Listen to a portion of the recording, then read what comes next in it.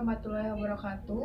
Kami dari kelompok 8, mata kuliah Manajemen Pembangunan Sosial dengan materi yang berjudul Towards a Sociology of Trauma, Remembering, Forgetting, and the Negotiation of Memories of Social Violence, atau menuju sosiologi trauma, mengingat, melupakan, dan menegosiasikan ingatan akan kekerasan sosial. Dalam bab ini, membahas tentang upaya untuk membuat sketsa beberapa garis besar utama dari sosiologi trauma sebagai bagian integral dari sosiologi pembangunan, berkonsentrasi pada pengalaman pembangunan, perang, kolonisasi, dan bentuk lain dari kekerasan sosial, dan untuk menunjukkan bagaimana memori dan narasi penderitaan digunakan sebagai kebutuhan eksistensial dalam menghadapi perpindahan tersebut, tetapi juga dimanipulasi, dimitologi, dan direstrukturisasi untuk melayani tujuan politik dan nasional yang lebih besar.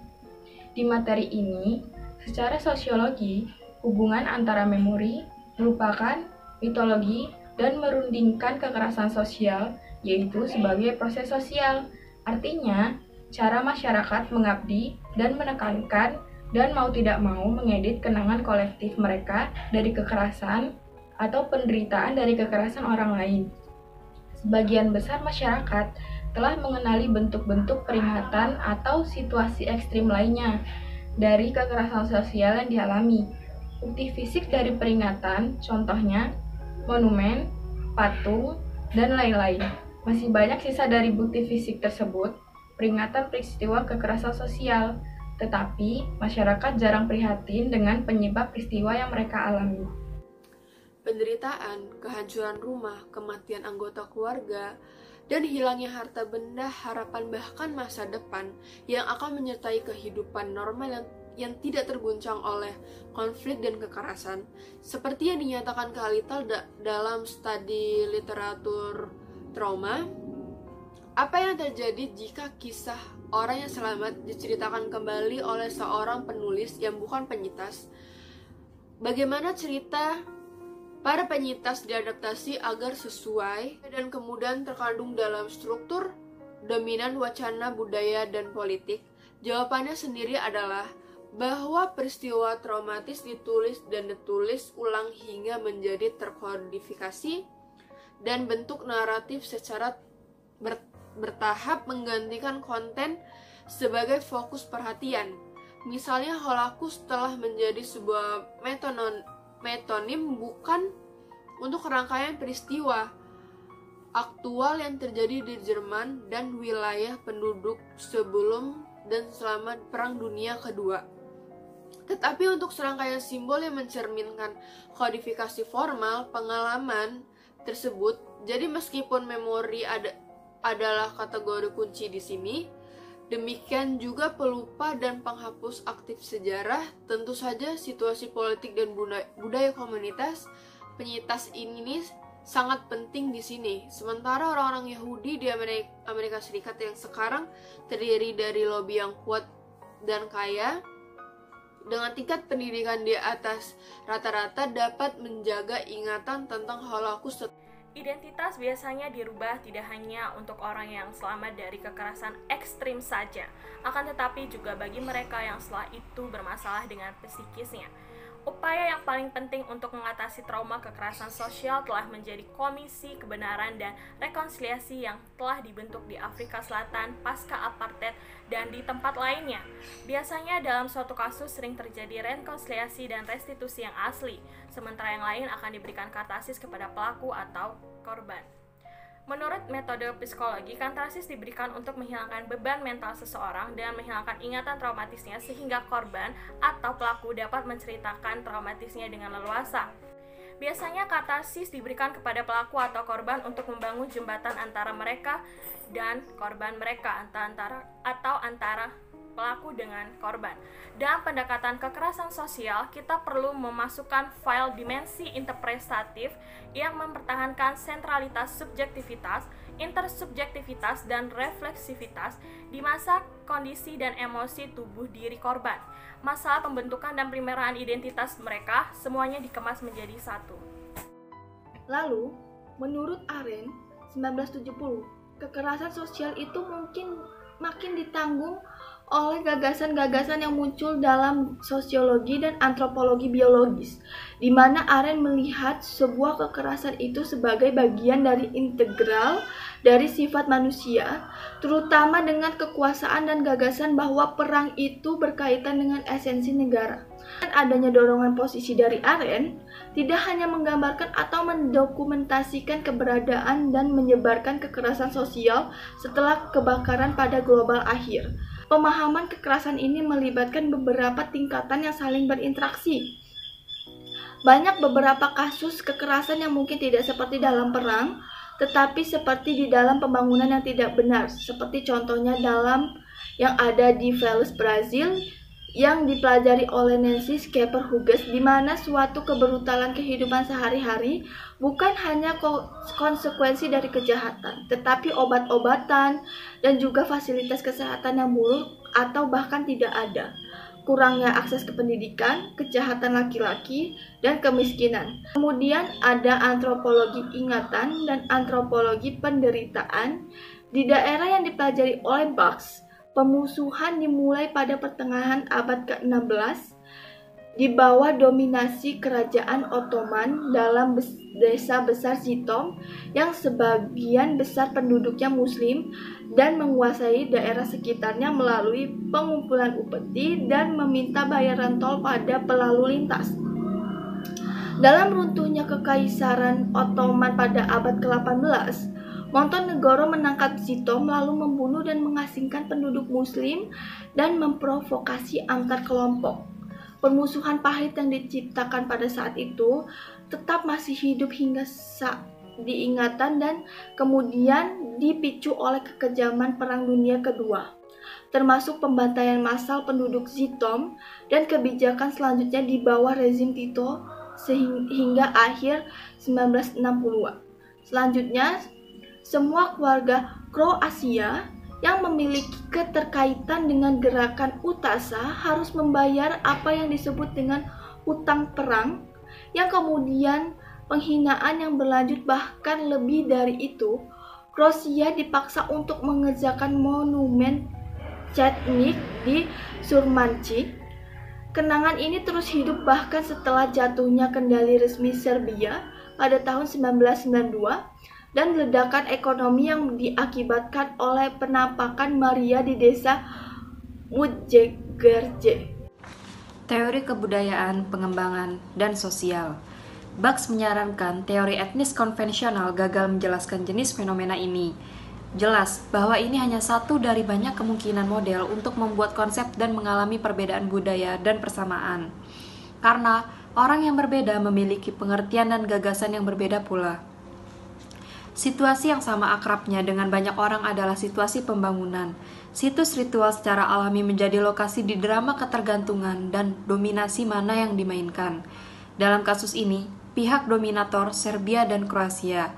Itulah sebabnya, dengan runtuhnya kekuatan Serbia, semua situs ritual memori atau kekuatan yang bisa ditemukan Bucks telah dihancurkan militan Kroasia yang ingin sekali membunuh bahkan orang mati dari mantan penindas mereka. Melupakan sama pentingnya dengan mengingat kapan kedua individu atau masyarakat dihadapkan pada trauma dan peristiwa tragis yang tidak dapat diasimilasi ke dalam kerangka kerja normal dari kehidupan sehari-hari. Ini bisa terjadi tentang gangguan pembangunan seperti perang konflik sipil, dan hubungan antara perang dan pembangunan adalah salah satu yang masih harus dieksplorasi secara sistematis, secara historis, dan di dunia kontemporer. Perang telah menjadi bagian dari pengalaman manusia yang mungkin sebagian besar sejarah dari manusia itu sendiri.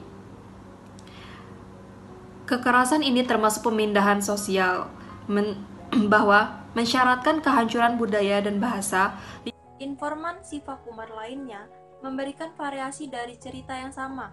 Kekerasan sebagai salah satunya pilihan yang tersisa ketika dihadapkan pada situasi yang tidak dapat ditoleransi dan sangat berbahaya, di mana perjuangan tanpa kekerasan yang terus berlanjut selama 3 dekade sebelumnya tidak membuahkan hasil. Apa yang dia dan mereka tunjukkan secara langsung adalah bahwa ini krisis pembangunan dan kebijakan pembangunan yang salah diterapkan secara diskriminasi etnik dan politik.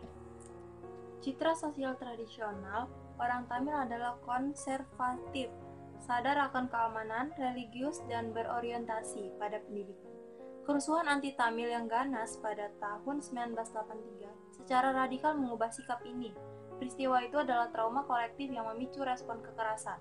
Kontra kekerasan sebagai tindakan penyeimbangan yang dirancang untuk memperbaiki efek menghancurkan dari kekerasan awal pada korban yang damai dan untuk mengembalikan citra diri pada penyintas. Trauma bukanlah peristiwa yang berlalu, tapi meninggalkan jejak yang langgeng pada dimensi kognitif, afektif, dan ontologis korban, menurut Young, 1997. Salah satu konsekuensi yang sering diabaikan adalah kurangnya kepercayaan mendasar pada individu, pemerintah, atau cara dunia secara umum. Dalam kasus Sri Lanka, Sivakumar menyarankan bahwa kekerasan dan kematian merupakan metafora untuk pemulihan Tamil. Pertempuran internal yang kejam terjadi di antara organisasi-organisasi pembebasan Tamil yang bersaing, yang mengakibatkan pembunuhan, penghapusan anggota yang berusaha untuk pergi atau membelot ke kelompok saingan, dan penyiksaan terhadap anggota-anggota yang dianggap telah melanggar beberapa aturan atau organisasi. Sementara kasta rendah sangat ingin mempertahankan legenda itu tetap hidup dan melihatnya dilakukan, kasta feodal menggunakan terminologi tewari, sama inginnya untuk menekannya dengan kekerasan jika perlu. Strategi yang terakhir ini memang salah satu yang telah mereka gunakan. Dalam satu insiden terkenal dengan menembak satu aktor yang memainkan peran Chuharmal saat ia tampil di atas panggung dalam sebuah drama tari di desa Ekauni pada bulan Juni 1978. Dalam hal ini, seorang rakyat ingatan telah menjadi lencana identitas kasta, dan meskipun asal mistiknya telah menjadi garis pemisah dan sumber kekerasan antara kasta bawah dan kasta atas, tetapi keduanya mempertahankan ingatan dengan alasan yang sepenuhnya berlawanan. Dalam pembentukan identitas kasta menjadikan contoh asli dari ingatan sosial atau kolektif untuk menjaganya tetap hidup. Sebagai teori sosial tidak cukup hanya dengan mengingat kembali memori asli, tetapi dengan pencantuman pada situs budaya termasuk monumen, ritual keagamaan, lakon, dongeng, dan pengetahuan.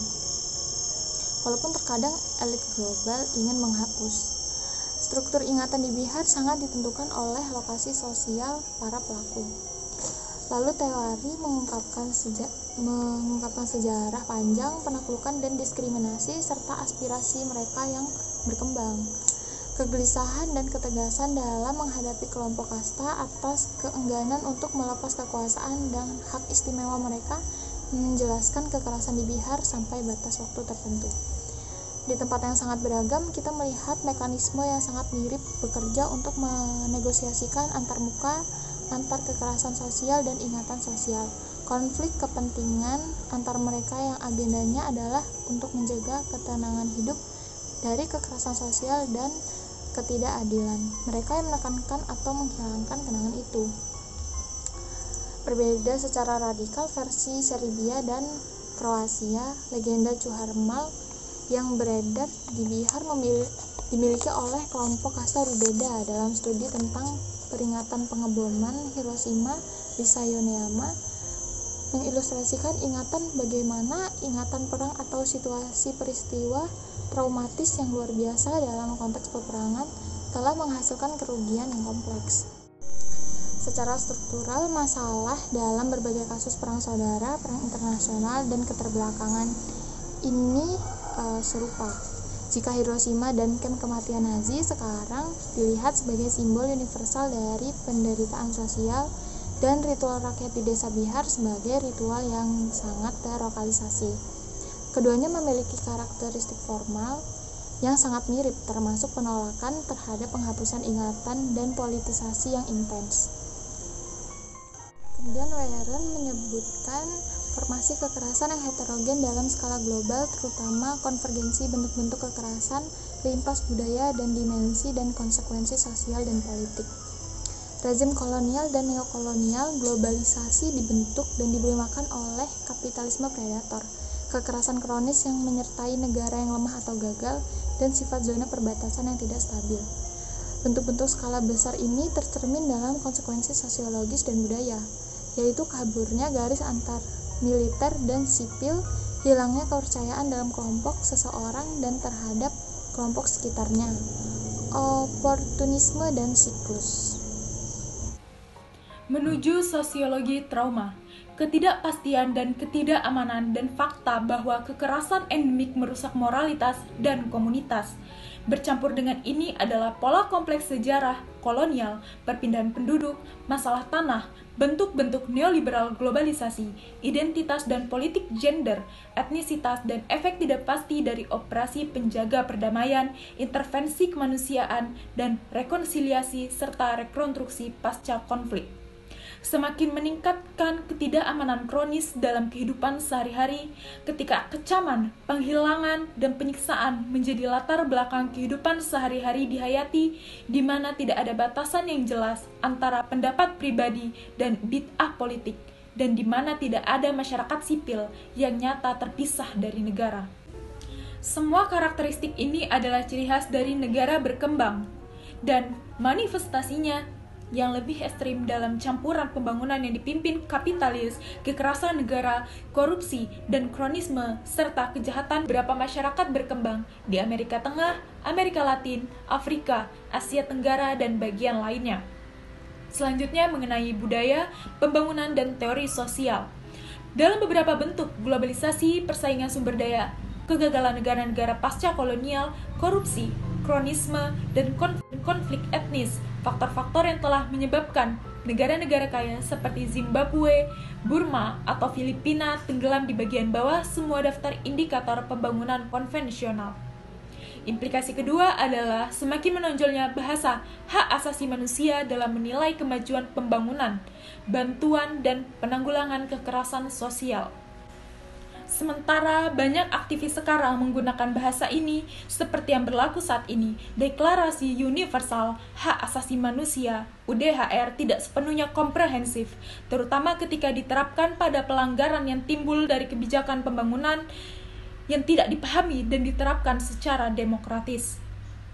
UDHR melihat masalah kekerasan sosial dalam istilah hukum daripada sosiologis, dan pembentukan pengadilan internasional di Den Haag telah memperluas prinsip ini dengan sekarang mengakui bahwa individu termasuk kepala negara yang melakukan tindakan perang dan kekerasan bahkan dalam batas kedaulatan, mereka sendiri tidak lagi kebal dari hukum internasional, dan mengakui bahwa kejahatan terhadap kemanusiaan tidak ada lagi batas geografis. Kasus sadisme akhirnya menyebabkan masalah psikologis yang tertanam dan menyebabkan implikasi mendalam pada diri sendiri dan orang lain. Klaus Twilight telah menunjukkan dalam studi tentang Freikorps, Jerman, sebelum perang, milisi yang ganas dibangun beberapa tahun sebelum Perang Dunia Pertama berakhir. Ketakutan menghasilkan ketakutan. Bentuk timbal balik dari ketakutan akan pelaku torsi kekerasan adalah ketakutan pada mereka yang telah dikunjungi. Sebuah elemen penting dalam cerita Jackson tentang kekerasan adalah apa yang dia sebut prosa penderitaan. Cara yang dilakukan orang-orang di bidang situasi Sierra Leone setelah Perang Saudara Panjang yang telah memisahkan negara selama 1 dekade dan menghasilkan ribuan pengungsi, telah bernegosiasi dan memahami kekerasan itu. Tema antropologi favorit telah lama menjadi inisiatif dan inisiasi serta disertai dengan penderitaan atau perampasan. Adalah cara di mana orang baru memperoleh kekuatan utama, ketabahan, dan ketenangan. Di sebagian besar padang dunia Afrika, rasa sakit dipandang sebagai bagian hidup yang tak terhindarkan. Tapi masalah dengan fluktuasi yang tidak menentu dan tidak bisa dimengerti, perang saudara dan hasilnya bagi banyak orang berakhir sebagai pengungsi di sebuah kamp di negara tetangga. Ketidakpastian, perasaan bahwa hidup seseorang sandera kekuatan yang tidak diketahui dan tak terkendali, kepasifan yang merendahkan dan ketergantungan pada pelayanan berubah-ubah dari bantuan yang tidak dapat didekati lembaga, dan organisasi bantuan kemanusiaan. Dalam meninjau kemungkinan pendekatan yang benar-benar peduli pada intelektual dan aktivis, mungkin dibawa ke realitas penderitaan para korban, seperti mengidentifikasi, berempati dengan para korban, ikut andil dalam situasi yang sedang dialami untuk mencari solusi, berbicara kebenaran kepada penguasa, atau menempatkan diri pada posisi melatih imajinasi seseorang untuk ikut merasakan apa yang dirasakan oleh korban.